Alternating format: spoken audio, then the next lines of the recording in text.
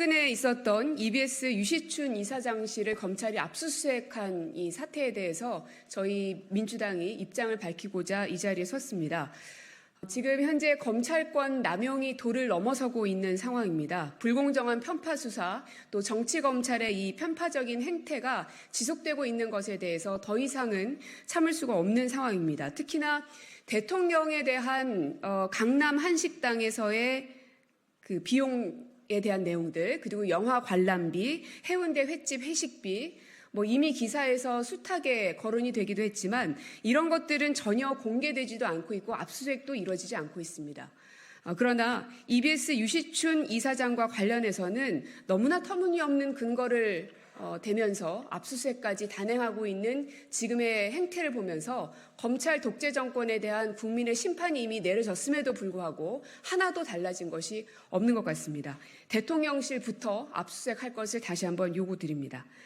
자, 그럼 먼저 저희가 준비한 성명서를 낭독하고 이후에 또 질답을 통해서 기자님들의 질문을 받도록 하겠습니다. 준비된 성명 먼저 읽겠습니다.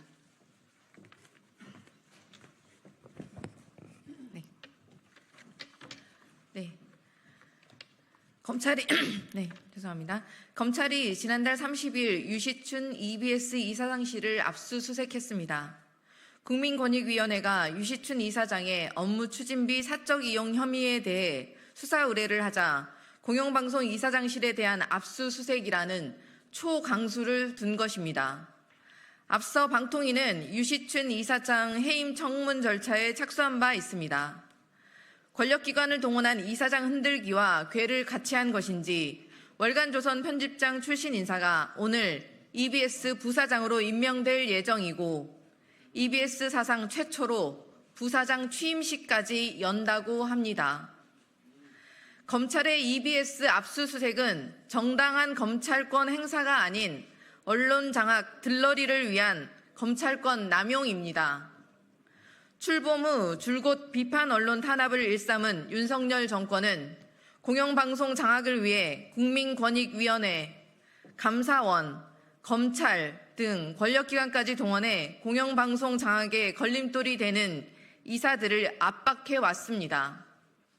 남영진 KBS 이사장과 MBC 대주주인 방송문화진흥회 권태선 이사장에 대해서도 권익위가 업무 추진비 사적 사용 등의 혐의를 씌우고 방송통신위원회가 해임 절차에 나선 바 있습니다. 그러나 방통위에 의해 해임된 권태선 이사장은 법원이 해임 집행 정지 신청을 받아들이면서 복귀한 바 있고 권익위가 업무 추진비 사적 사용 혐의가 있다며 수사 의뢰한 박문진, 김석환 이사에 대해서도 부산경찰청이 혐의 없음 결정을 내린 바 있습니다. 독립성을 팽개치고 언론장악 들러리를 선 권익위와 방통위의 민낯이 법원 등의 결정으로 드러난 것입니다.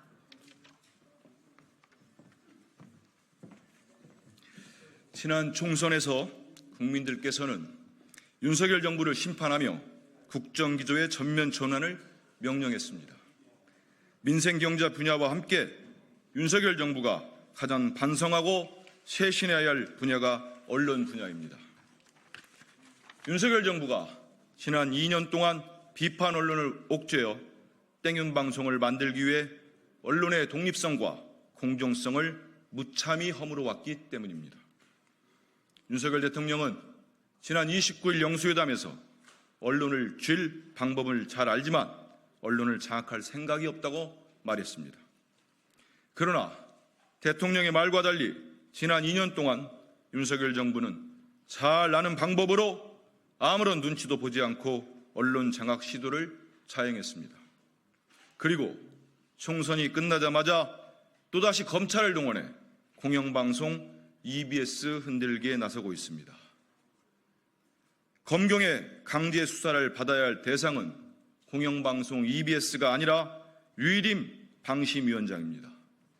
민주당은 청부민원으로 민간 독립기구 방심위를 정권 청부 심의기관으로 전락시킨 류일임 방심위원장을 지난 1월 서울 남부지검에 고발 조치했으나 양천경찰서로 이첩된 후 현재까지 피고발인 조사조차 이루어지지 않고 있습니다.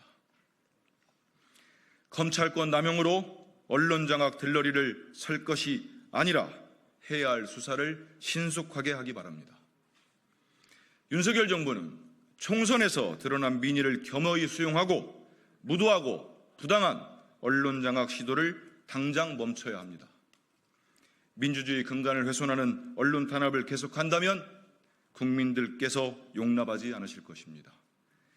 민주당은 언론 장악의 진상을 규명하고 언론 탄압 폭주를 막기 위한 국정조사 추진 등 모든 수단을 강구할 것입니다.